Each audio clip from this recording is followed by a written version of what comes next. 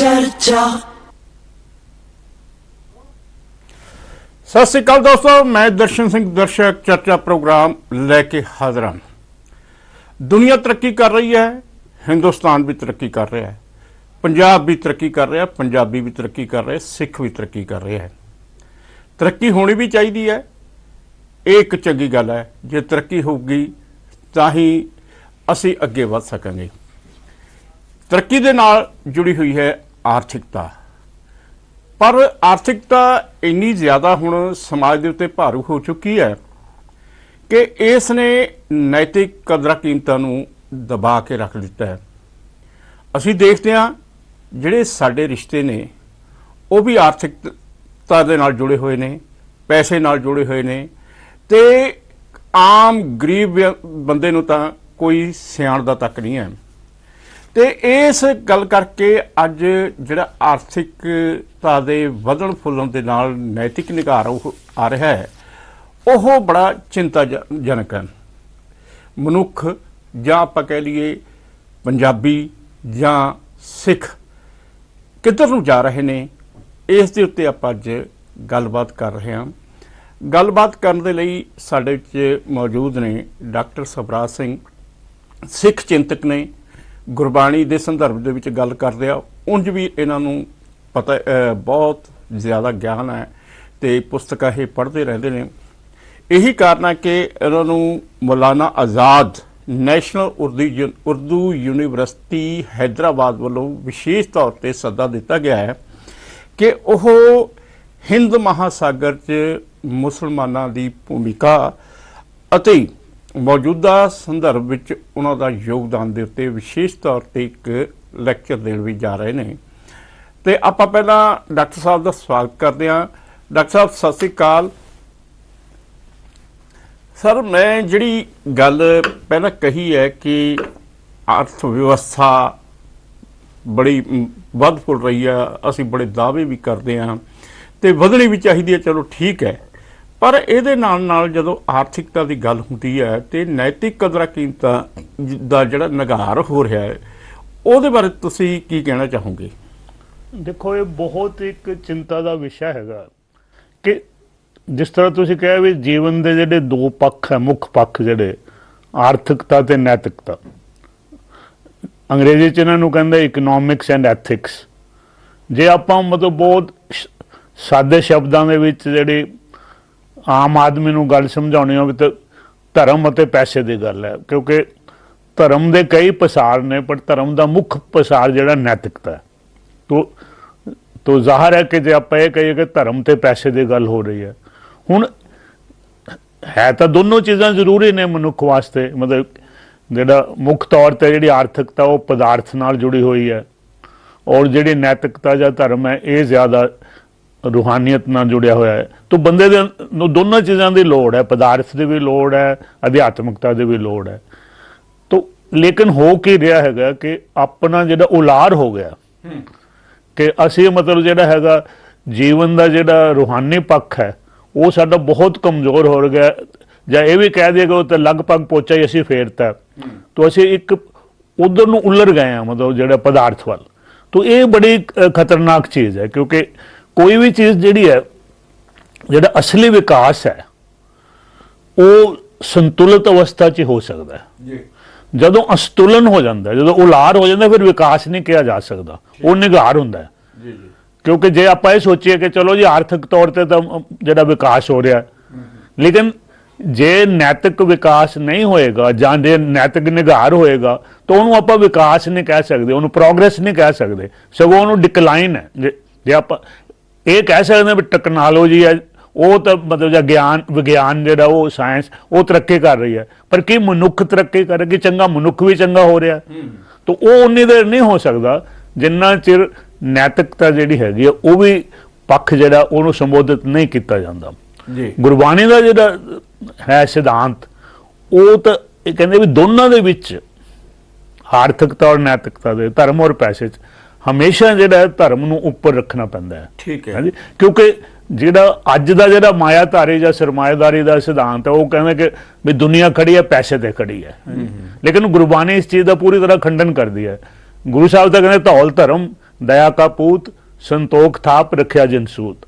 भी अगर सृष्टि जिहड़ी कायम है तो ये जिद्दां जिस तरह के एक आपां कहने आ कि एक जिहड़ा धौला बल्द है जिहदे दो सिंगां ते जिहड़ी ये सृष्टि हैगी है, आम मतलब अपना एक जिन्हों माइथालोजी कहने असीं कि इदां कहा जाता है। तो गुरु साहब कहते असल दे विच जिहड़े सिंह दया और धर्म है जिहड़े नैतिक ने, जिहड़े दोनों चीज़ां नैतिकता की गल हो रही है, इन्हां दे सिर ते जिहड़ी सृष्टि कायम है। ठीक है।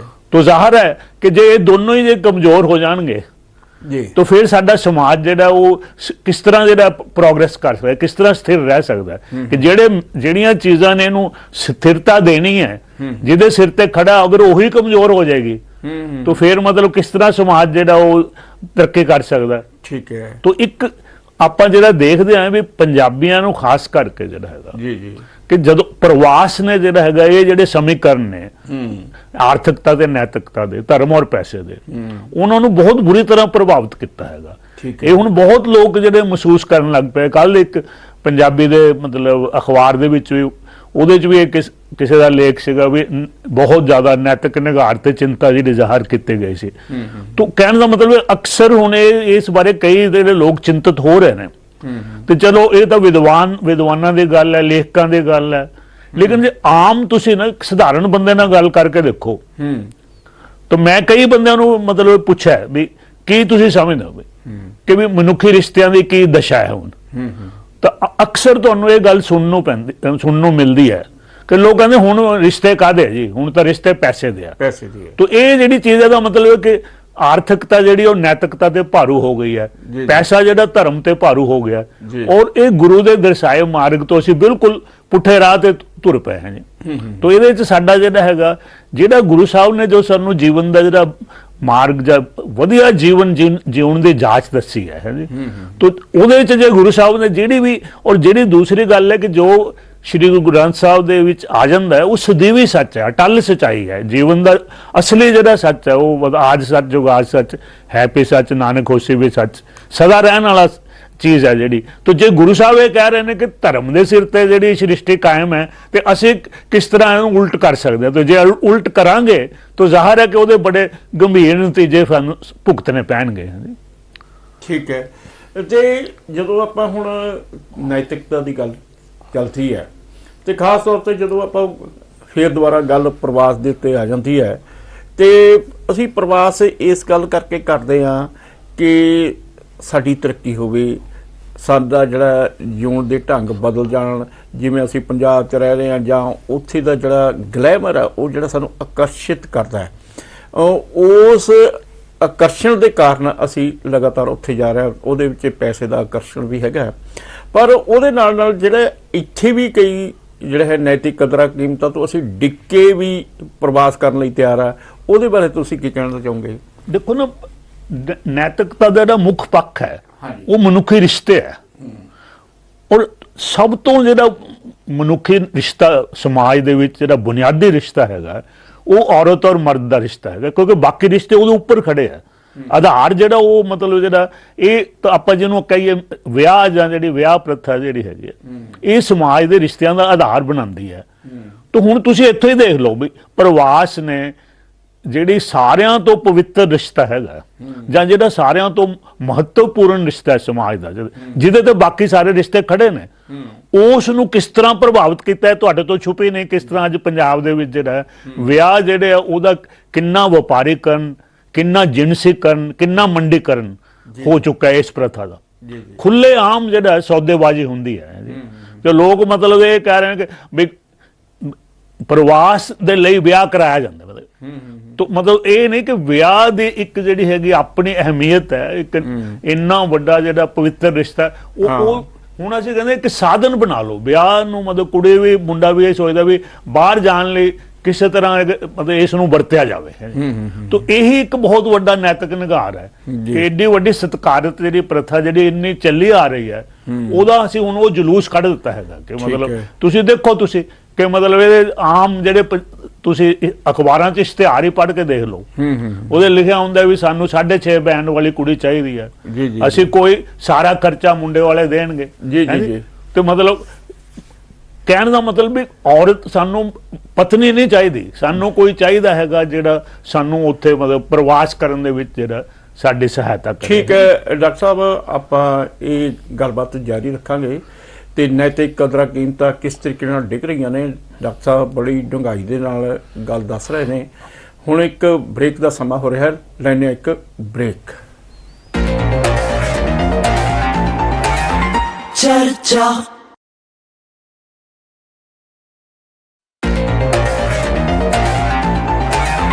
ਚਰਚਾ ਬ੍ਰੇਕ ਤੋਂ ਬਾਅਦ ਫਿਰ ਹਾਜ਼ਰ ਹੁੰਨੇ ਆ।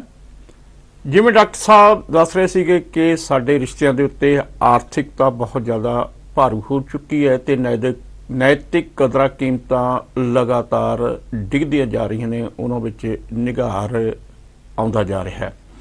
ਡਾਕਟਰ ਸਾਹਿਬ, ਜਿਹੜੇ ਪੰਜਾਬ ਦੇ ਸੰਦਰਭ ਦੇ ਵਿੱਚ ਆਪਾਂ ਜੇ ਦੇਖੀਏ, ਅੱਜ ਦਾ ਜਿਹੜਾ ਸਾਡਾ ਜੀਵਨ ਜਾਚ ਹੈ, ਸਾਰਾ ਕੁਝ ਅਸੀਂ ਦੇਖ ਰਹੇ ਹਾਂ, ਉਹਦੇ ਵਿੱਚ ਨੈਤਿਕ ਨਿਘਾਰ ਜਿਹੜੇ ਆ ਰਹੇ ਨੇ, ਉਹਦੇ ਬਾਰੇ ਤੁਸੀਂ ਕੁਝ ਚਾਨਣਾ ਪਾਉਂਗੇ? ਦੇਖੋ ਨਾ, ਜਿਸ ਤਰ੍ਹਾਂ ਮੈਂ ਕਿਹਾ ਸੀ ਕਿ ਪਹਿਲੀ ਗੱਲ ਜਿਹੜੇ ਸਾਡੇ ਰਿਸ਼ਤੇ ਨੇ ਹੈ ਜੀ, ਚਾਹੇ ਪਰਿਵਾਰਕ ਰਿਸ਼ਤੇ ਨੇ ਚਾਹੇ ਸਮਾਜਿਕ ਰਿਸ਼ਤੇ ਨੇ, ਉਹੀ ਸਾਡੀ ਨੈਤਿਕਤਾ ਦਾ ਆਧਾਰ ਬਣਾਉਂਦੇ ਆ। ਤਾਂ ਇਹ ਕਿਸੇ ਤੋਂ ਗੱਲ ਛੁਪੀ ਨਹੀਂ ਹੈਗੀ ਕਿ ਸਾਡੇ ਪਰਿਵਾਰਕ ਰਿਸ਼ਤੇ ਔਰ ਸਮਾਜਿਕ ਰਿਸ਼ਤੇ ਬਹੁਤ ਕਮਜ਼ੋਰ ਹੋ ਚੁੱਕੇ ਆ।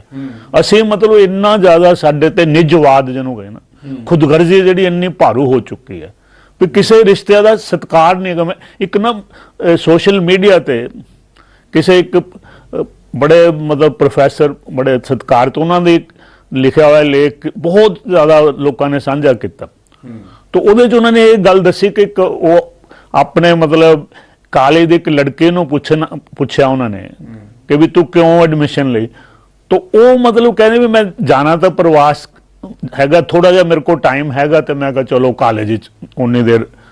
ਤਾਂ ਜਿਹੜੀਆਂ ਉਹਨੇ ਗੱਲਾਂ ਕੀਤੀਆਂ ਉਹਦੇ ਨਾਲ ਲੋਕਾਂ ਦੀ ਬੜੀ ਜਿਹੜੀ ਰੂਹ ਜਿਹੜੀ ਟੁੰਬੀ ਗਈ। ਉਹ ਮਤਲਬ ਜਿਹੜੀ ਉਹਨੇ ਬੋਲੀ ਉੱਥੋਂ ਜਿਹੜੀ ਵਰਤੀ, ਉਹ ਕਹਿੰਦੇ ਕਿ ਮੇਰੇ ਪਿਤਾ ਨੇ ਕਿਹਾ ਵਿਆਹ ਨੂੰ, ਉਹਨੇ ਕਿਹਾ ਮਾੜੀਆਂ ਜਿਹੀਆਂ ਲਾਵਾਂ ਲਫ਼ਜ਼ ਵਰਤਿਆ। ਉਹ ਕਹਿੰਦੇ ਵੀ ਚੋ ਕੋਈ ਉਹ ਤਾਂ ਮਤਲਬ ਵੀ ਮੇਰਾ, ਉਹਨੇ ਕਿਹਾ ਵੀ ਤੇਰਾ, ਉਹ ਕਹਿੰਦੇ ਨਹੀਂ ਉਹ ਮਾੜੀਆਂ ਜਿਹੀਆਂ ਲਾਵਾਂ ਕਰਕੇ ਨਾ ਮੈਨੂੰ ਉੱਥੇ ਉਹ ਪ੍ਰਵਾਸ ਤਾਂ ਮੇਰਾ ਹੋ ਗਿਆ, ਉੱਥੇ ਜਾਵਾਂਗੇ। ਉਹ ਕਹਿੰਦੇ ਉੱਥੇ ਖਿੱਚ ਲਾਂਗੇ। ਮਤਲਬ ਜਿਹੜੀ ਇੱਕ ਲੜਕੀ, ਉਹ ਪ੍ਰੋਫੈਸਰ ਜਿਹੜੇ ਨੇ ਉਹ ਦੱਸ ਰਹੇ ਪੰਜਾਬ ਦੇ ਬੜੇ ਸਤਿਕਾਰਤ, ਵੀ ਮੈਂ ਇੰਨਾ ਹੈਰਾਨ ਹੋ ਗਿਆ ਵੀ ਲੜਕੀ ਨੇ ਜਿਹੜੀ ਲੈਂਗੁਏਜ ਬੋਲੀ ਹੈ ਵੀ ਵਿਆਹ ਵਾਸਤੇ ਮਾੜੀਆਂ ਜਿਹੀਆਂ ਲਾਵਾਂ, ਫਿਰ ਉਹ ਕਹਿੰਦੇ ਇੱਕ ਮੈਂ ਉੱਥੇ ਜਾ ਕੇ ਕਿਸੇ ਨੂੰ ਖਿੱਚ ਲਾਂਗੇ।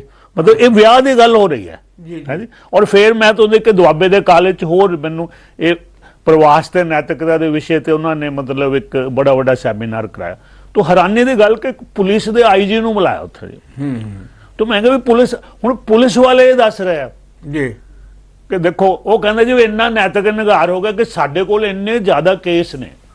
ਠੀਕ ਹੈ, ਕਿ ਜਿਹੜੇ ਮਤਲਬ ਲੋਕ ਜਿਹੜੇ ਨੇ ਕਿ ਲੜਕੀਆਂ ਜਿਹੜੀਆਂ ਨੇ ਇੱਥੇ ਉਹ ਕਰ ਲੈਂਦੀਆਂ ਸੌਦੇਬਾਜ਼ੀ, ਕੁੜੀਆਂ ਆਈਲੈਟਸ ਦਾ ਜਿਹੜਾ ਹੈਗਾ ਹੈ ਜੀ, ਤੇ ਉਹ ਪੈਸਾ ਮੁੰਡੇ ਵਾਲੇ ਖਰਚ ਕਰਦੇ ਆ, ਲੇਕਿਨ ਉੱਥੇ ਜਾ ਕੇ ਮੁੱਕਰ ਜਾਂਦੀਆਂ ਜੀ।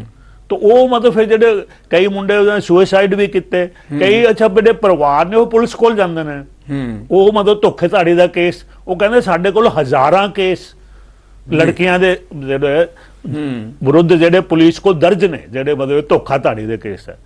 ਅਕਸਰ ਇਹ ਹੋ ਰਿਹਾ, ਇੱਕਾ ਦੋ ਮਤਲਬ ਕੇਸ ਨਹੀਂ ਹੈ, ਇੱਕਾ ਦੁੱਕਾ ਕੇਸ ਨਹੀਂ ਹੈਗੇ, ਬਹੁਤ ਸਾਰੇ ਹਜ਼ਾਰਾਂ ਦੀ ਗਿਣਤੀ 'ਚ ਉਹ ਕਹਿੰਦੇ ਆ ਕਿ ਇੱਕ ਸਾਡੇ ਕੋਲ ਕੇਸ ਨੇ ਜਿੱਥੇ ਲੜਕੀਆਂ ਮੁੱਕਰ ਜਾਂਦੀਆਂ ਨੇ। ਇਹ ਮਤਲਬ ਫਿਰ ਉਹ ਜਿਹੜਾ ਸੌਦਾਬਾਜ਼ੀ ਹੁੰਦੀ ਹੈ ਉਹਦੇ, ਕਿਉਂਕਿ ਜਦੋਂ ਇਹ ਨੈਤਿਕ ਨਿਘਾਰ ਨਾ ਕਿਸੇ ਚੀਜ਼ ਦਾ ਤੁਸੀਂ ਜੇ ਕੀਤਾ ਹੀ ਹੈ ਕਿਸੇ ਨਾਲ ਕੰਪਰੋਮਾਈਜ਼, ਤੇ ਉਹ ਵੀ ਕਾਇਮ ਰਹਿਣਾ ਉਹਦੇ ਤੇ, ਇਹ ਵੀ ਨੈਤਿਕਤਾ ਹੈ ਜੀ ਜੀ। ਪਰ ਅਸੀਂ ਕਹਿੰਦੇ ਚਲੋ ਟਾਈਮ ਕੱਢਣਾ ਹੈ, ਜੇ ਹੁਣ ਇੱਥੇ ਇਹਦੇ ਨਾਲ ਕਰ ਲਿਆ, ਉੱਥੇ ਮਤਲਬ ਜਿਹੜਾ ਮਿਲਿਆ ਉਹਦੇ ਨਾਲ ਮਤਲਬ ਕਿਸੇ ਹੋਰ ਨੂੰ।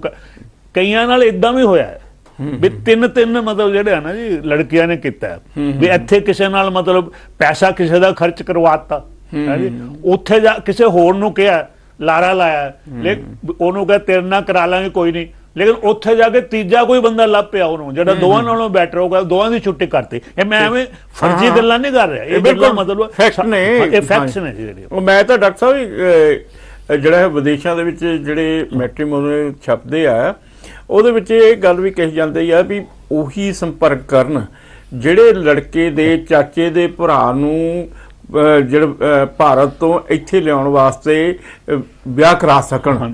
ਇਸ ਤਰ੍ਹਾਂ ਦੀ ਵੀ ਜਿਹੜੀ ਮੈਟਰੀਮੋਨੀਅਲ ਵਿੱਚ ਲੈਂਗੁਏਜ ਅੱਜ ਕੱਲ੍ਹ ਚੱਲੀ ਜਾ ਰਹੀ ਹੈ, ਜਿਹਦੇ ਵਿੱਚ ਇਹ ਵੀ ਕਿਹਾ ਜਾਂਦਾ ਕੱਚਾ ਵਿਆਹ ਜਾਂ ਪੱਕਾ ਵਿਆਹ ਵੀ ਉੱਥੇ ਜਾ ਕੇ ਕਰਾਂਗੇ, ਇਹ ਹੈ ਉਹ ਹੈ, ਸਾਰਾ ਕੁਝ ਇਸ ਤਰੀਕੇ ਨਾਲ ਚੱਲ ਰਿਹਾ ਹੈ। ਤੇ ਇਹਦਾ ਮਤਲਬ ਇਹ ਹੈ ਕਿ ਜਿਹੜਾ ਪ੍ਰਵਾਸ ਹੈ, ਪ੍ਰਵਾਸ ਠੀਕ ਸੀਗਾ, ਇੱਕ ਸਮੇਂ ਲੋੜ ਸੀਗੀ, ਪਰ ਜਿਹੜੀ ਪ੍ਰਵਾਸ ਦੀ ਜਿਹੜੀ ਸਾਡੇ ਅੰਦਰ ਲਾਲਸਾ ਵੜ ਗਈ ਆ, ਜਿਹੜਾ ਗਲੈਮਰ ਵੜ ਗਿਆ, ਉਸ ਨੇ ਸਾਡੀ ਜਿਹੜੀ ਹੈ ਨੈਤਿਕ ਕਦਰਾਂ ਕੀਮਤਾਂ ਨੂੰ ਜਿਸ ਤਰੀਕੇ ਨਾਲ ਪ੍ਰਭਾਵਿਤ ਕੀਤਾ। ਕਈ ਥਾਵਾਂ ਦੇ ਉੱਤੇ ਅਜਿਹੀਆਂ ਵੀ ਕਹਾਣੀਆਂ ਸਾਹਮਣੇ ਆਉਂਦੀਆਂ ਨੇ ਕਿ ਸਕੇ ਭੈਣ ਭਰਾ ਦਾ ਹੀ ਵਿਆਹ ਕਰ ਦਿੱਤਾ ਜਾਂਦਾ ਤੇ ਫਿਰ ਉਸ ਤਰੀਕੇ ਨਾਲ ਪ੍ਰਵਾਸ ਹੋ ਜਾਂਦਾ। ਇਹ ਸਭ ਕੁਝ ਬਹੁਤ ਹੀ ਮੰਦਭਾਗਾ ਹੈ, ਜਿਹਦੇ ਵਿੱਚ ਥਾਂ ਥਾਂ ਤੇ ਝੂਠ ਵੀ ਬੋਲਿਆ ਜਾ ਰਿਹਾ ਹੈ। ਡਾਕਟਰ ਸਾਹਿਬ, ਜਿਸ ਤਰੀਕੇ ਦੇ ਨਾਲ, ਚਲੋ ਖੈਰ ਇੱਕ ਗੱਲ ਤਾਂ ਇਹ ਹੋ ਗਈ ਹੈ ਕਿ ਅਸੀਂ ਪਹਿਲਾਂ ਤਾਂ ਇੱਥੇ ਦੀ ਉਹ ਗੱਲ ਕਰਦੇ ਹਾਂ ਵੀ ਜਦੋਂ ਆਰਥਿਕਤਾ ਬਹੁਤ ਜ਼ਿਆਦਾ ਵੱਧ ਫੁੱਲ ਗਈ ਹੈ ਤੇ ਰਿਸ਼ਤਿਆਂ ਦੀ ਜਿਹੜੀ ਰਿਸ਼ਤੇ ਜਿਹੜੇ ਹੈਗੇ ਆ ਆਰਥਿਕਤਾ ਦੇ ਆਧਾਰ ਤੇ ਹੀ ਬਣਦੇ ਜਾ ਰਹੇ ਆ। ਜਦੋਂ ਵਿਦੇਸ਼ਾਂ ਦੇ ਵਿੱਚ ਜਾਂਦੇ ਆ, ਵਿਦੇਸ਼ ਦੇ ਵਿੱਚ ਵੀ ਜਦੋਂ ਹੁਣ ਇੱਥੇ ਉਹ ਕਿਸ ਤਰੀਕੇ ਨਾਲ ਵਿਚਰਦੇ ਆ, ਚਲੋ ਜਦੋਂ ਵਿਦੇਸ਼ਾਂ ਵਿੱਚ ਜਾਂਦੇ ਆ ਤਾਂ ਉੱਥੇ ਦੀ ਜਿਹੜੀ ਪੱਛਮੀ ਪ੍ਰਭਾਵ ਉਹਨਾਂ ਤੇ ਪੈ ਜਾਂਦਾ ਹੈ, ਤਾਂ ਫਿਰ ਹੋਰ ਤਰੀਕੇ ਦੇ ਨਾਲ ਉੱਥੇ ਬਿਲਕੁਲ ਨੈਤਿਕਤਾ ਉਲਟ ਜਾਂਦੀ ਹੈ।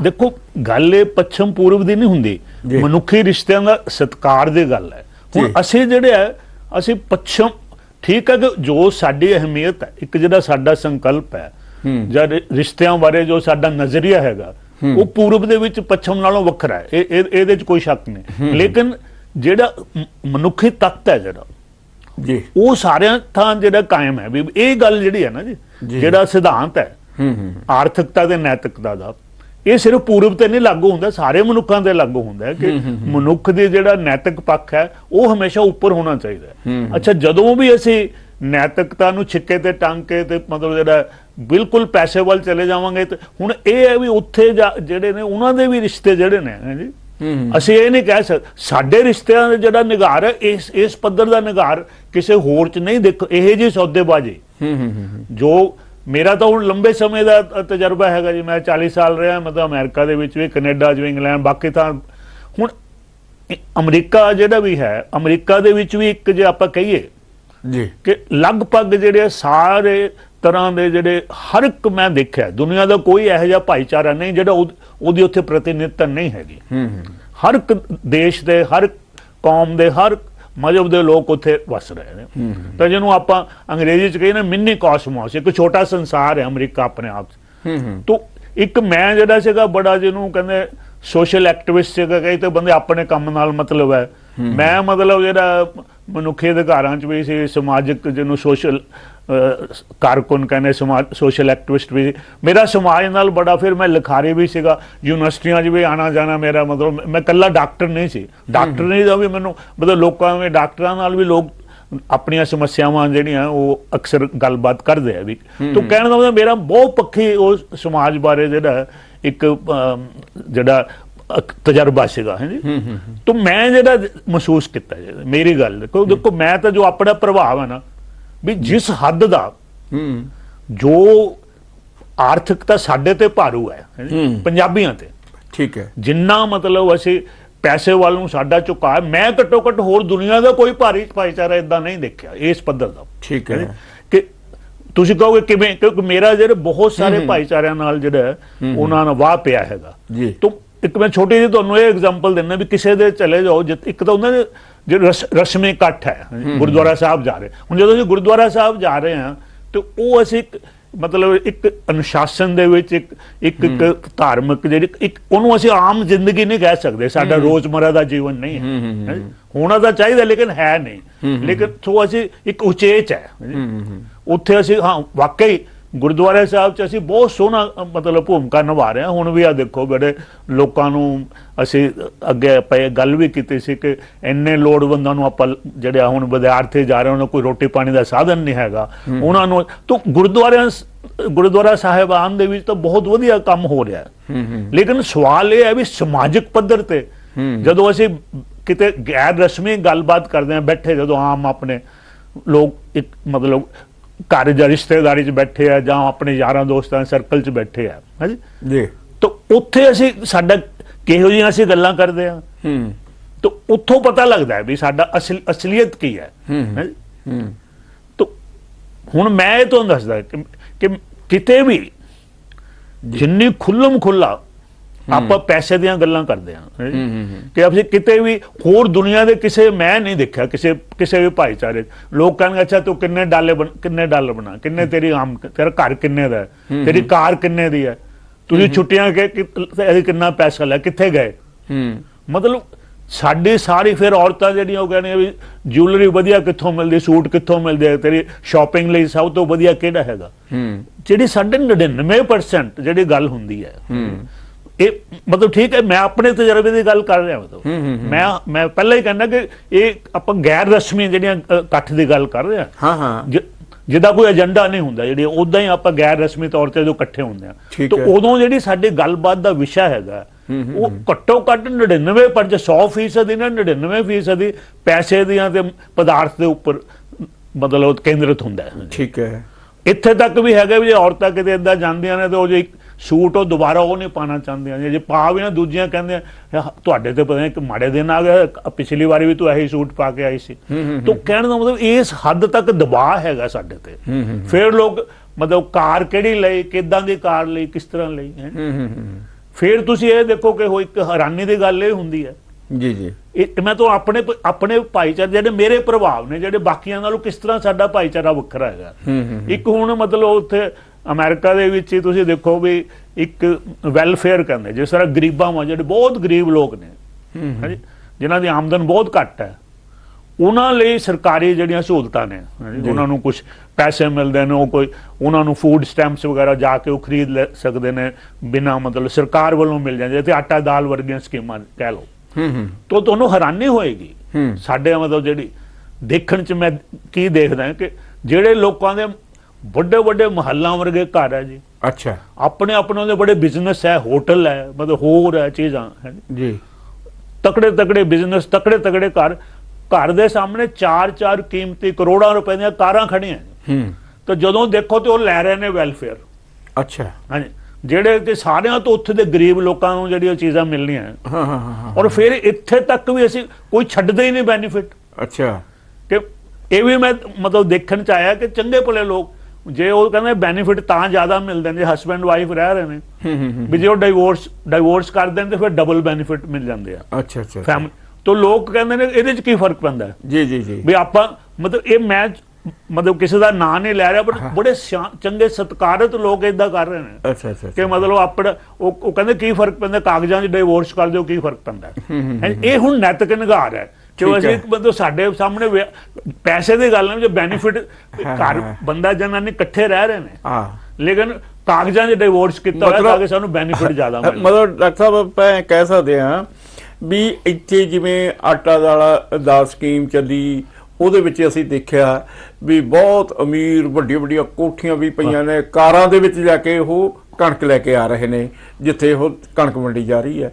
ਤੇ ਇਸ ਤਰ੍ਹਾਂ ਦੇ ਅੰਕੜੇ ਪਹਿਲਾਂ ਵੀ ਬਹੁਤ ਸਾਹਮਣੇ ਆਏ, ਪਤੀ ਜਿਉਂਦਾ ਵੀ ਹੈ ਤੇ ਵਿਧਵਾ ਪੈਨਸ਼ਨ ਲਈ ਜਾ ਰਹੀ ਹੈ। ਇਸੇ ਤਰੀਕੇ ਦੇ ਨਾਲ 40-45 ਸਾਲ ਦਾ ਮੁੰਡਾ ਹੈ, ਉਸ ਵੱਲੋਂ ਬੁਢਾਪਾ ਪੈਨਸ਼ਨ ਲਈ ਜਾ ਰਹੀ ਹੈ। ਇਹਦਾ ਮਤਲਬ ਇਹ ਹੈ ਕਿ ਅਸੀਂ ਚਾਹੇ ਇੱਥੇ ਆ ਚਾਹੇ ਵਿਦੇਸ਼ ਦੇ ਵਿੱਚ ਆ ਤੇ ਸਾਡੀ ਨੀਤ ਨਹੀਂ ਭਰ ਰਹੀ ਹੈਗੀ। ਤੋ ਇੱਕ ਚੀਜ਼ ਜਿਹੜੀ ਵਿਦੇਸ਼ 'ਚ ਸਾਨੂੰ ਪਤਾ ਲੱਗਦਾ ਜੀ, ਜਿਹੜੀ ਪੰਜਾਬ 'ਚ ਨਹੀਂ ਤੁਹਾਨੂੰ ਪਤਾ ਲੱਗਦੀ ਕਿ ਅਸੀਂ ਦੂਸਰਿਆਂ ਦੀ ਤੁਲਨਾ 'ਚ ਕਿਸ ਤਰ੍ਹਾਂ। ਇਹੀ ਮੈਂ ਤੁਹਾਨੂੰ ਦੱਸਦਾ ਜਿਹਨੂੰ ਕਹਿੰਦੇ ਕੰਪੈਰੀਟਿਵ ਸਟੱਡੀ, ਤੁਲਨਾਤਮਕ ਅਧਿਐਨ, ਉਹ ਸਾਨੂੰ ਹੁਣ ਪੰਜਾਬ ਦਾ ਪੰਜਾਬੀ ਨੇ ਜ਼ਿਆਦਾ ਚਲੋ, ਲੇਕਿਨ ਜਦੋਂ ਅਸੀਂ ਦੇਖਦੇ ਹਾਂ ਵੀ ਬਾਕੀ ਦੁਨੀਆ ਦੇ ਭਾਈਚਾਰੇ ਇਦਾਂ ਨਹੀਂ ਕਰ ਰਹੇ, ਇਹਦਾ ਮਤਲਬ ਸਾਡੇ 'ਚ ਕੋਈ ਕਿਉਂ ਅਸੀਂ ਵੱਖਰੇ ਹਾਂ। ਦੇਖਣ ਦੀ ਗੱਲ ਹੈ ਨਾ ਜੀ, ਕਿਉਂਕਿ ਹੁਣ ਇਹ ਜਿਹੜੀ ਚੀਜ਼ ਮੈਂ ਦੱਸੀ ਵੀ ਉੱਥੇ ਤੁਸੀਂ ਹੋਰ ਨਹੀਂ ਕਿਸੇ ਭਾਈਚਾਰੇ ਦੇਖੇ ਵੀ ਇੰਨੇ ਅਮੀਰ ਲੋਕ ਜਿਹੜੇ ਨੇ ਉਹ ਮਤਲਬ ਵੈਲਫੇਅਰ ਮਤਲਬ ਲੈ ਰਹੇ ਨੇ ਜਾਂ ਇਦਾਂ ਮਤਲਬ ਜਿਹੜੇ।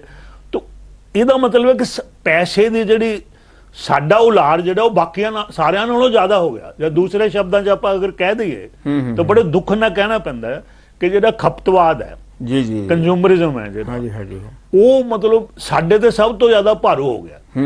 ਔਰ ਹੈਰਾਨੀ ਦੀ ਗੱਲ ਹੈ ਕਿ ਸਾਡੇ ਦੋ ਜੀਵਨ ਨੇ। ਇੱਕ ਤਾਂ ਜਦੋਂ ਅਸੀਂ ਗੁਰਦੁਆਰਾ ਸਾਹਿਬ ਜਾਂਦੇ ਹਾਂ, ਜਦੋਂ ਸਿੱਖ ਮਰਿਆਦਾ ਦੇ ਚੱਲਦੇ ਹਾਂ, ਫਿਰ ਤਾਂ ਅਸੀਂ ਮਤਲਬ ਸਾਡਾ ਜੀਵਨ ਬਿਲਕੁਲ ਵੱਖਰਾ ਹੈਗਾ। ਲੇਕਿਨ ਜਦੋਂ ਉਹ ਗੁਰਦੁਆਰਾ ਸਾਹਿਬ ਤੋਂ ਬਾਹਰ ਆਪਣੇ ਘਰਾਂ 'ਚ ਜਿਸ ਤਰ੍ਹਾਂ ਦਾ ਜੀਵਨ ਗੁਜ਼ਾਰ ਰਹੇ ਹਾਂ, ਸਮਾਜ 'ਚ ਜੋ ਵਿਚਰ ਰਹੇ ਹਾਂ, ਉਹ ਬਿਲਕੁਲ ਹੀ ਉਸ ਤੋਂ ਉਲਟ ਦਿਸ਼ਾ ਹੈ। ਇਹਦਾ ਮਤਲਬ ਕੀ ਹੈ ਕਿ ਸਿਧਾਂਤ ਜੋ ਸਿੱਖ ਸਿਧਾਂਤ ਹੈ ਔਰ ਅਮਲ ਹੈ ਉਹਦੇ ਵਿੱਚ ਨਾ ਸਿਰਫ ਪਾੜਾ ਹੈਗਾ ਸਗੋਂ ਉਲਟ ਦਿਸ਼ਾ ਚੱਲ ਰਿਹਾ ਹੁੰਦਾ। ਲੇਕਿਨ ਹੁਣ ਗੁਰੂ ਸਾਹਿਬ ਨੇ ਇਹ ਤਾਂ ਨਹੀਂ ਕਿਹਾ ਵੀ ਜਿਹੜਾ ਤੁਸੀਂ ਜੀਵਨ ਜਿੰਦੇ ਵੀ ਗੁਰਦੁਆਰਾ ਸਾਹਿਬ ਲਈ ਹੈ। ਇਹ ਅਸੀਂ ਮਤਲਬ ਆਪਣੀ ਕਨਵੀਨੀਅੰਸ ਲਈ ਜਿਹੜਾ ਇਹ ਬਣਾ ਲਿਆ ਵੀ ਗੁਰਦੁਆਰਾ ਸਾਹਿਬ ਤੇ ਇਹ ਕਰਨਾ ਹੈ, ਬਾਕੀ ਆਪਾਂ ਠੀਕ ਹੈ। ਆਪਾਂ ਮਤਲਬ ਆਪਾਂ ਇਹ ਕਹਿ ਸਕਦੇ ਹਾਂ ਕਿ ਸਾਡੇ ਲੋਕ ਖਾਸ ਤੌਰ ਤੇ ਸਿੱਖ ਭਾਈਚਾਰੇ ਦੇ ਲੋਕ, ਪੰਜਾਬੀ ਲੋਕ ਜਿਹੜੇ ਹੈਗੇ ਆ ਤੇ ਗੁਰਦੁਆਰੇ ਜਾਂਦੇ ਆ, ਉੱਥੇ ਦਾ ਜੀਵਨ ਹੋਰ ਤਰ੍ਹਾਂ ਦਾ ਹੁੰਦੇ ਆ ਤੇ ਉੱਥੇ ਤਾਂ ਅਸੀਂ ਸੇਵਾ ਭਾਵਨਾ ਦਿਖਾਉਂਦੇ ਆ। ਜਦੋਂ ਬਾਹਰ ਆਉਂਦੇ ਆ ਤਾਂ ਜਿਹੜੀ ਸਾਡੀਆਂ ਨੀਤਾਂ ਨਹੀਂ ਭਰਦੀ ਹੈ, ਜਿਵੇਂ ਤੁਸੀਂ ਦੱਸਿਆ ਕਿ ਹਰੇਕ ਮਤਲਬ ਅਸੀਂ ਨੈਤਿਕ ਕਦਰਾਂ ਕੀਮਤਾਂ ਤੋਂ ਇੰਨੇ ਕੁ ਡਿੱਗ ਜਾਂਦੇ ਆ ਕਿ ਜੋ ਕੁਝ ਵੀ ਕਰਨ ਵਾਸਤੇ ਤਿਆਰ ਹੁੰਦੇ ਆ। ਡਾਕਟਰ ਸਾਹਿਬ ਹੁਣ ਇੱਕ ਗੱਲਬਾਤ ਜਾਰੀ ਹੈ ਤੇ ਬ੍ਰੇਕ ਦਾ ਸਮਾਂ ਹੋ ਰਿਹਾ, ਲੈਣੇ ਇੱਕ ਬ੍ਰੇਕ। ਚਰਚਾ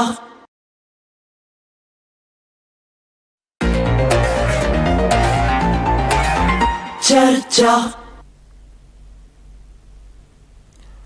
ਬ੍ਰੇਕ ਤੋਂ ਬਾਅਦ ਫਿਰ ਹਾਜ਼ਰ ਹੁੰਦੇ ਆ।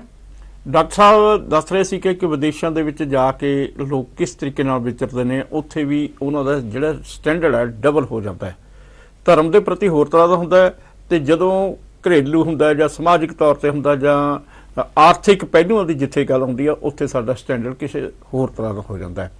ਤੇ ਡਾਕਟਰ ਸਾਹਿਬ ਜਿਸ ਤਰੀਕੇ ਦੇ ਨਾਲ ਅਸੀਂ ਚੱਲ ਰਹੇ ਹਾਂ ਤੇ ਆਖਰ ਅਸੀਂ ਕਿੱਥੇ ਪਹੁੰਚਾਂਗੇ ਤੇ ਸਾਨੂੰ ਇਸ ਦੇ ਕੀ ਸਿੱਟੇ ਸਾਨੂੰ ਭੁਗਤਣੇ ਪੈ ਸਕਦੇ ਆ? ਦੇਖੋ, ਬੰਦਾ ਇਹ ਸਮਝਦਾ ਕਿ ਮੈਂ ਦੂਸਰਿਆਂ ਨੂੰ ਬੇਵਕੂਫ ਬਣਾ ਰਿਹਾ, ਲੇਕਿਨ ਬੇਵਕੂਫ ਖੁਦ ਬਣ ਰਿਹਾ ਕਿ ਜਿਹੜਾ ਸਾਨੂੰ ਗੁਰੂ ਸਾਹਿਬ ਇੱਕ ਜੀਵਨ ਦਾ ਢੰਗ ਦੱਸ ਗਏ ਹੈ, ਜੀਵਨ ਜਾਚ ਜਿਹੜੇ ਦੱਸ ਗਏ ਹੈ, ਉਹ ਸਿਰਫ ਗੁਰਦੁਆਰਾ ਸਾਹਿਬ ਤੱਕ ਸੀਮਿਤ ਨਹੀਂ ਹੈ। ਉਹ ਸਮੁੱਚੀ ਅਸੀਂ ਆਪਣਾ ਜੀਵਨ ਉਹਦੇ ਅਨੁਸਾਰ ਢਾਲਣਾ। ਜਿਹੜੇ ਸਿਧਾਂਤ ਜਦੋਂ ਅਸੀਂ ਕਵਾਂਗੇ ਕਿ ਨਹੀਂ ਜਿੱਥੇ ਤਾਂ ਸਾਨੂੰ ਸੂਟ ਕਰਦਾ ਉੱਥੇ ਉਹ ਲੈ ਲਿਆ, ਜਿੱਥੇ ਬਾਕੀ ਜੀਵਨ ਅਸੀਂ ਆਪਣੇ ਢੰਗ ਨਾਲ ਗੁਜ਼ਾਰਨਾ, ਇਹ ਇੱਕ ਮੌਕਾ ਪ੍ਰਸਤ ਹੈ। ਇਹਨੂੰ ਇਸ ਗੈਰ ਸਿਧਾਂਤਕ ਗੱਲ ਹੈਗੀ ਹੈ। ਔਰ ਬੰਦਾ ਜਿਹੜਾ ਹੈਗਾ ਜਦੋਂ ਸਿਧਾਂਤ ਤੋਂ ਥਿੜਕਦਾ ਹੈਗਾ ਤਾਂ ਠੀਕ ਹੈ, ਥੋੜੇ ਸਮੇਂ ਦੇ ਵਿੱਚ ਉਹ ਦੂਸਰਿਆਂ ਨੂੰ ਵੀ ਜਿਹੜਾ ਉਹਨਾਂ ਲਈ ਮੁਸ਼ਕਲਾਂ ਜਿਹੜਾ ਉਹਨਾਂ ਲਈ ਪੈਦਾ ਕਰਦਾ ਹੈ, ਲੇਕਿਨ ਸਭ ਤੋਂ ਜ਼ਿਆਦਾ ਅਖੀਰ ਦੇ ਵਿੱਚ ਉਹਨੂੰ ਆਪ ਭੁਗਤਣਾ ਪੈਂਦਾ ਹੈ। ਮੈਂ ਇਹ ਵੀ ਦੇਖਿਆ ਕਿ ਜਦੋਂ ਜਿਨ੍ਹਾਂ ਲਈ ਤੁਸੀਂ ਕਰਦੇ ਹੋ, ਜਿਨ੍ਹਾਂ ਲਈ ਬੰਦਾ ਕਹਿੰਦਾ ਕਿ ਦੇਖੋ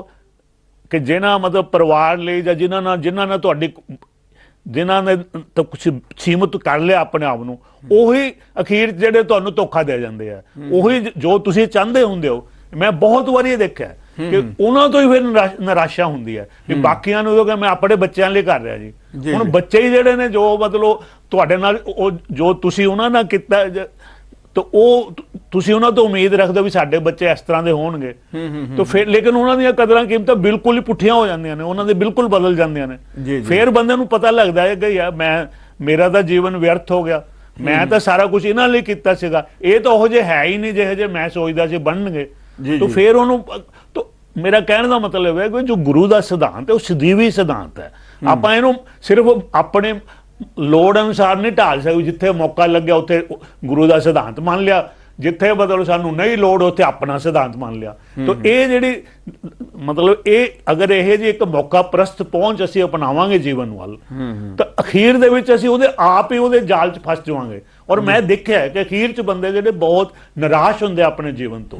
ਔਰ ਜਿਹੜਾ ਬੰਦਾ ਗੁਰੂ ਦੇ ਸਿਧਾਂਤ ਤੇ ਚੱਲਦਾ ਹੈਗਾ ਉਹ ਕਾਇਮ ਰਹੇਗਾ। ਉਹ ਮਤਲਬ ਜਿਹੜਾ ਨਾ ਉਹਦਾ ਫਾਇਦਾ ਵੀ ਉਹਨੂੰ ਹੀ ਹੋਏਗਾ ਤੇ ਨੁਕਸਾਨ ਵੀ। ਤਾਂ ਕਹਿਣ ਦਾ ਮਤਲਬ ਹੈ ਕਿ ਆਪਣੇ ਕਰਮਾਂ ਦਾ ਜਿਹੜਾ ਨਤੀਜਾ ਇਹ ਨਹੀਂ ਹੈ ਕਿ ਅਗਲੇ ਜਨਮ 'ਚ ਭੁਗਤਣਾ ਪੈਂਦਾ, ਇੱਥੇ ਹੀ ਮਤਲਬ ਬੰਦੇ ਨੂੰ ਹਿਸਾਬ ਕਿਤਾਬ ਹੋ ਜਾਂਦਾ ਹੈ। ਇਹ ਗੁਰਬਾਣੀ ਦਾ ਜਿਹੜਾ ਹੈਗਾ ਇਹ ਸਿਧਾਂਤ ਹੈ ਕਿ ਇਹ ਜਿਹੜਾ ਕਿ ਇਹ ਜੋ ਵੀ ਬੰਦੇ ਦੇ ਜਿਹੜਾ ਤੁਸੀਂ ਬੀਜੋਗੇ ਉਹੋ ਜਿਹਾ ਹੀ ਫਿਰ ਕੱਟੋਗੇ। ਜੇ ਲੂਣੋ ਜੇ ਹੋਇਆ ਬੀਜੇ ਤੇ ਆ ਲੂਣੇ, ਮਤਲਬ ਇਹ ਗੁਰਬਾਣੀ ਦਾ ਸਿਧਾਂਤ ਹੈ। ਜੋ ਆਪਾਂ ਬੀਜ ਰਹੇ ਹਾਂ, ਜੋ ਵੀ ਅਸੀਂ ਕਰ ਰਹੇ ਹਾਂ, ਉਹਦਾ ਨਤੀਜਾ ਸਾਨੂੰ ਆਪ ਭੁਗਤਣਾ ਪੈਣਾ ਹੈ ਜੀ। ਠੀਕ ਹੈ। ਇਹ ਜਿਹੜੀ ਮਤਲਬ ਇਹ ਜਿਹੜਾ ਰੁਝਾਨ ਹੈ, ਜਿਸ ਤਰੀਕੇ ਨਾਲ ਤੁਸੀਂ ਕਿਹਾ ਵੀ ਆਰਥਿਕ ਤੌਰ ਤੇ ਡਬਲ ਸਟੈਂਡਰਡ ਹੈ, ਇਹ ਜਿਹੜੇ ਇੱਥੋਂ ਗਏ ਪਹਿਲੀ ਪੀੜ੍ਹੀ ਹੈ ਉਹਦੇ ਤੱਕ ਸੀਮਿਤ ਹੈ ਕਿ ਜਿਹੜੀ ਸਾਡੀ ਆਉਣ ਵਾਲੀ ਪੀੜ੍ਹੀ ਹੈ ਉਹ ਵੀ ਇਸ ਤਰੀਕੇ ਦੇ ਨਾਲ ਹੀ ਚੱਲ ਰਹੀ ਹੈ? ਦੇਖੋ ਜੀ, ਗੱਲ ਇਹੀ ਤਾਂ ਸਭ ਤੋਂ ਵੱਡੀ ਚੀਜ਼ ਹੈ ਕਿ ਜਿਹੜੀ ਪੀੜ੍ਹੀ ਇੱਥੋਂ ਗਈ ਹੈ ਉਹਦੀਆਂ ਕਦਰਾਂ ਕੀਮਤਾਂ ਬੜੀਆਂ ਵੱਖਰੀਆਂ ਨੇ। ਉਹਦਾ ਜਿਹੜਾ ਜੀਵਨ ਵੱਲ ਨਜ਼ਰੀਆ ਵੱਖਰਾ ਹੈਗਾ। ਜਿਹੜੀ ਅਗਲੀ ਪੀੜ੍ਹੀ ਹੈ ਉਹ ਉਸ ਨਾਲੋਂ ਬਹੁਤ ਜ਼ਿਆਦਾ ਫਰਕ ਪੈ ਜਾਂਦਾ। ਜਿਹਨੂੰ ਆਪਾਂ ਜਨਰੇਸ਼ਨ ਗੈਪ ਜਾਂ ਪੀੜ੍ਹੀ ਪਾੜਾ ਕਹਿੰਦੇ। ਹਾਂਜੀ ਹਾਂ। ਲੇਕਿਨ ਮੇਰਾ ਜਿਹੜਾ ਤਜਰਬਾ, ਤੀਸਰੀ ਜਦੋਂ ਪੀੜ੍ਹੀ ਆਉਂਦੀ ਹੈ ਉਹਨਾਂ ਦੇ ਬੱਚੇ ਜਿਹੜੇ ਆਉਂਦੇ ਆ, ਉਹ ਬਿਲਕੁਲ ਹੀ ਜਿਹੜੇ ਉਹਨਾਂ ਦਾ ਨਜ਼ਰੀਆ ਜੀਵਨ ਦਾ ਸਾਡੇ ਨਾਲੋਂ ਬਿਲਕੁਲ ਵੱਖਰਾ ਹੋ ਜਾਂਦਾ ਹੈ। ਤੋ ਇਸ ਕਰਕੇ ਜਿਹੜਾ ਹੈਗਾ ਇੱਥੋਂ ਹੀ ਤਾਂ ਬੰਦਾ ਜਿਹੜਾ ਫਿਰ, ਕਿਉਂਕਿ ਕਿਹੜੀ ਚੀਜ਼ ਸੀ ਜਿਹੜੀ ਉਹਨਾਂ ਨੂੰ ਸਾਡੇ ਵਰਗਾ ਜੋ ਅਸੀਂ ਚਾਹੁੰਦੇ ਸੀਗੇ ਵੀ ਐਦਾਂ ਦੇ ਇਨਸਾਨ ਬਣ, ਐਦਾਂ ਦੀਆਂ ਕਦਰਾਂ ਕੀਮਤਾਂ ਹੋਣ, ਤੇ ਉਹ ਤਾਂ ਹੀ ਹੋ ਸਕਦਾ ਸੀਗਾ ਜੇ ਅਸੀਂ ਨੈਤਿਕਤਾ ਤੇ ਜ਼ੋਰ ਦਿੰਦੇ। ਜਦੋਂ ਅਸੀਂ ਨੈਤਿਕਤਾ ਦੇ ਪੋਚਾ ਫੇਰਤਾ ਤੇ ਰਿਸ਼ਤਿਆਂ ਦੇ ਪੋਚਾ ਫੇਰਤਾ, ਤੇ ਅਸੀਂ ਉਹ ਜਿਹੜੀਆਂ ਕਦਰਾਂ ਕੀਮਤਾਂ ਜਿਸ ਦੇ ਉੱਪਰ ਸਾਡੇ ਰਿਸ਼ਤੇ ਖੜੇ ਸੀਗੇ ਉਹਨਾਂ ਦਾ ਖੁਦ ਹੀ ਸਫਾਇਆ ਕਰਤਾ, ਉਹਦਾ ਆਧਾਰ ਅਸੀਂ ਖੁਦ ਖਤਮ ਕੀਤਾ। ਤਾਂ ਉਹਦਾ ਨਤੀਜਾ ਸਾਨੂੰ ਭੁਗਤਣਾ ਹੀ ਪੈਣਾ, ਕਿਉਂਕਿ ਫਿਰ ਉਹ ਜਿਹੜਾ ਜੇ ਅਸੀਂ ਮਤਲਬ ਨੈਤਿਕ ਕਦਰਾਂ ਕੀਮਤਾਂ ਨਹੀਂ ਦੇਵਾਂਗੇ, ਜੇ ਰਿਸ਼ਤਿਆਂ ਦੇ ਵਿੱਚ ਨੈਤਿਕਤਾ ਦੀ ਮਹੱਤਤਾ ਨਹੀਂ ਸਮਝਾਂਗੇ, ਤਾਂ ਅਖੀਰ ਦੇ ਵਿੱਚ ਫਿਰ ਰਿਸ਼ਤੇ ਜਿਹੜੇ ਨੇ ਉਹ ਕਾਇਮ ਰਹਿਣਗੇ ਹੀ ਨਹੀਂ। ਔਰ ਫਿਰ ਜਿਹੜੇ ਦੂਸਰੀ ਜਾਂ ਤੀਸਰੀ ਬਿਲਕੁਲ ਜਿਹੜੀ ਅਗਲੀ ਪੀੜ੍ਹੀ ਉਹਦੇ ਨਾਲ ਬੰਦਾ ਬਿਲਕੁਲ ਓਪਰਾ ਮਹਿਸੂਸ ਕਰਦਾ, ਜਿਹੜਾ ਕੋਈ ਸਾਡੇ ਜਿਹਦਾ ਹੈ ਹੀ ਨਹੀਂ ਹੈ ਮਤਲਬ। ਔਰ ਇਹ ਅਕਸਰ ਮੈਂ ਦੇਖਿਆ ਮਤਲਬ ਜਿਹੜਾ ਨਾ ਕਿ ਜਿਹੜੇ ਬਹੁਤ ਹੀ ਵਾਰੀ ਤਾਂ ਦੂਸਰੀ ਜਿਹੜੀ ਜਨਰੇਸ਼ਨ ਹੈ, ਕਿ ਜਿਹੜੇ ਹੁਣ ਦੇ ਬੱਚੇ ਜਾਂ ਉਸ ਤੋਂ ਜਿਹੜੇ ਹੁਣ ਲੋਕ ਗਏ ਨੇ ਇਹਨਾਂ ਦੇ ਬੱਚੇ ਜਿਹੜੇ ਆ, ਉਹਨਾਂ ਦੀਆਂ ਕਦਰਾਂ ਕੀਮਤਾਂ ਬਹੁਤ ਜ਼ਿਆਦਾ ਫਰਕ ਪੈ ਜਾਂਦਾ ਹੈ ਜੀ ਜੀ। ਲੇਕਿਨ ਜੇ ਕੋਈ ਬਹੁਤ ਜ਼ੋਰ ਲਾ ਕੇ ਮਾੜਾ ਮੋਟਾ ਚਲੋ ਉਹਨਾਂ ਨੂੰ ਆਪਣੇ ਨਾਲ ਜੋੜੀ ਰੱਖਦਾ ਕਿਸੇ, ਲੇਕਿਨ ਤੀਸਰੀ ਜਾ ਕੇ ਤਾਂ ਬਿਲਕੁਲ ਹੀ ਜਿਹੜਾ ਨਾ ਸੰਭਵ ਨਹੀਂ ਹੈਗਾ ਜੀ ਜੀ, ਕਿਉਂਕਿ ਇਹ ਜਿਹੜੀ ਆਰਥਿਕਤਾ ਨਾਲ ਨਹੀਂ ਤੁਸੀਂ ਜੋੜ ਸਕਦੇ ਜੀ ਜੀ, ਇਹ ਨੈਤਿਕਤਾ ਦੇ ਨਾਲ ਹੀ ਮਤਲਬ ਜਿਹੜਾ ਹੈਗਾ। ਨੈਤਿਕਤਾ ਦਾ ਮਤਲਬ ਕਦਰਾਂ ਕੀਮਤਾਂ। ਜੇ ਅਸੀਂ ਆਪਣੇ ਬੱਚਿਆਂ ਨੂੰ ਕਦਰਾਂ ਕੀਮਤਾਂ ਸਮਝਾਵਾਂਗੇ ਤਾਂ ਹੀ ਉਹ ਸਾਡੇ ਨਾਲ ਜੁੜੇ ਰਹਿਣਗੇ। ਉਹਨਾਂ ਦੀ ਮਹੱਤਤਾ ਜਿਹੜੀ ਇੰਪੋਰਟੈਂਸ ਜੇ ਸਮਝਾਵਾਂਗੇ ਬੱਚਿਆਂ ਨੂੰ ਵੀ ਜੀਵਨ ਦੇ ਵਿੱਚ ਰਿਸ਼ਤਿਆਂ ਦੀ ਜਿਹੜੀ ਕੀ ਕਦਰ ਹੈ, ਕੀ ਉਹਦੀ ਅਹਿਮੀਅਤ ਹੈ ਜੀ, ਤੇ ਉਹ ਕਿਸ ਤੇ ਆਧਾਰ ਤੇ ਖੜੇ ਨੇ ਰਿਸ਼ਤੇ ਜੀ ਜੀ।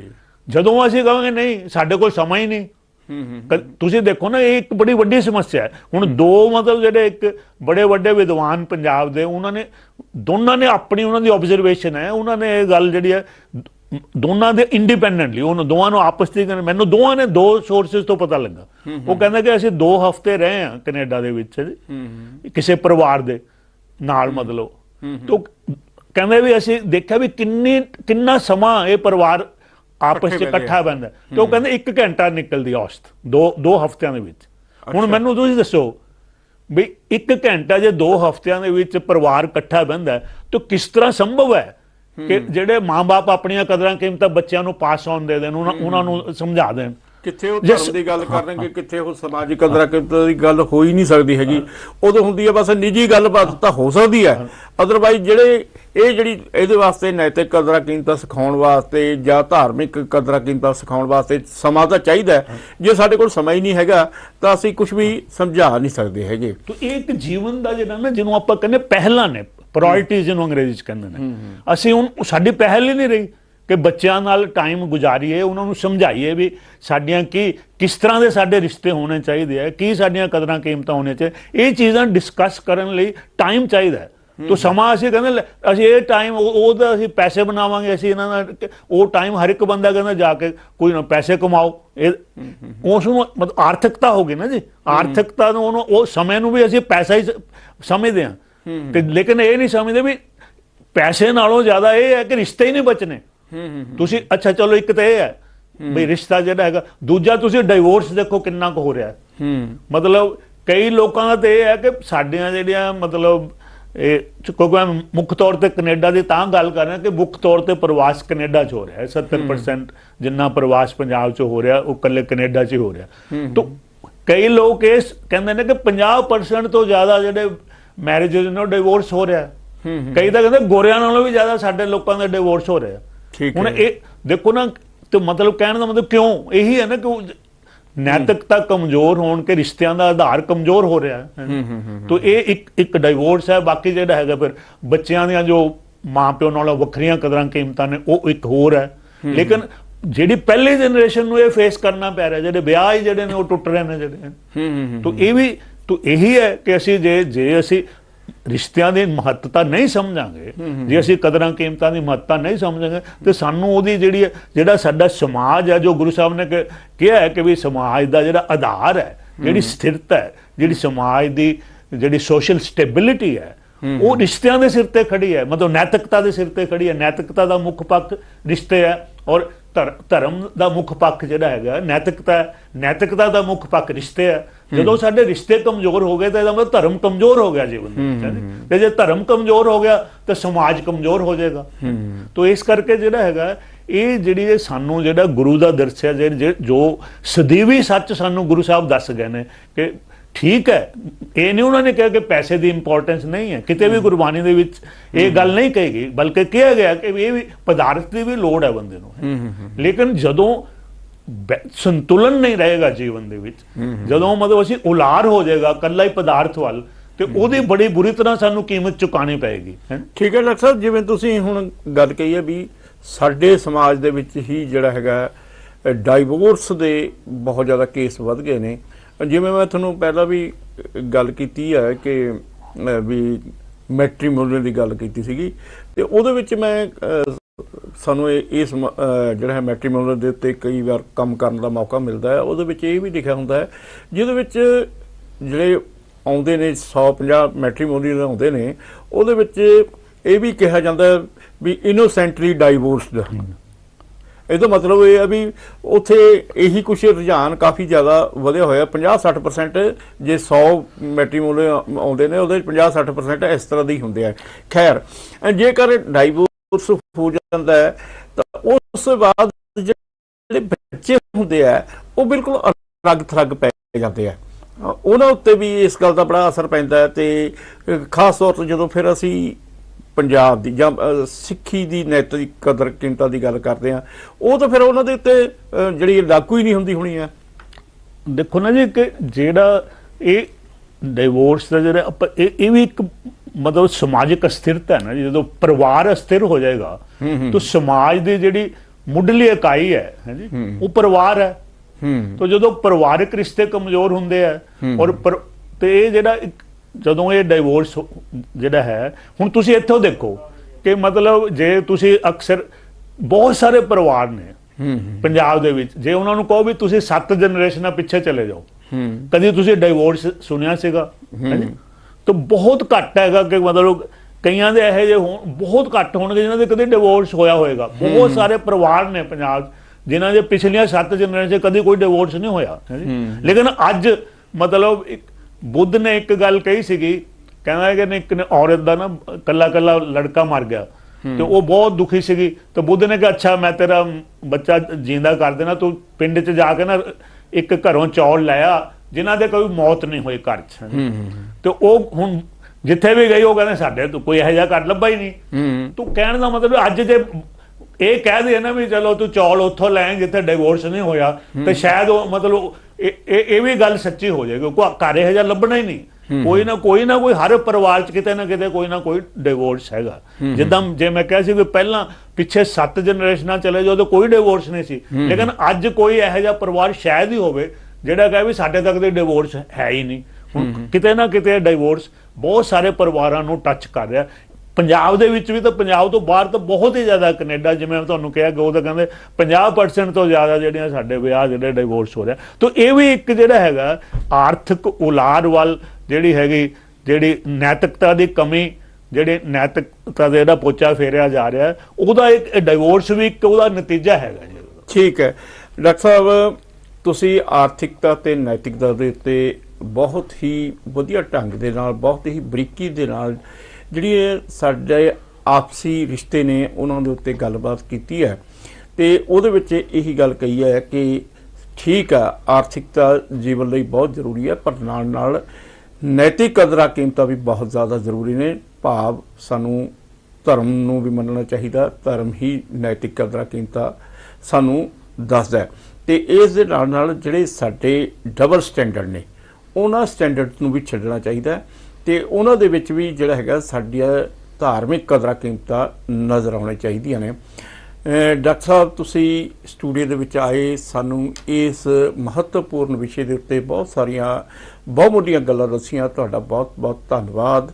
ਤੇ ਸਾਡੇ ਦਰਸ਼ਕਾਂ ਦਾ ਵੀ ਬਹੁਤ ਬਹੁਤ ਧੰਨਵਾਦ ਜਿਨ੍ਹਾਂ ਨੇ ਇਹ ਸਾਰੀ ਗੁਫ਼ਤਗੂ, ਇਸ ਗੱਲਬਾਤ ਸੁਣੀ। ਤੇ ਕੱਲ੍ਹ ਨੂੰ ਇੱਕ ਨਵੇਂ ਵਿਸ਼ੇ ਦੇ ਨਾਲ ਫੇਰ ਹਾਜ਼ਰ ਹੋਵਾਂਗੇ। ਉਦੋਂ ਤੱਕ ਮੈਨੂੰ ਦਿਓ ਆਗਿਆ। ਸਤਿ ਸ੍ਰੀ ਅਕਾਲ। चर्चा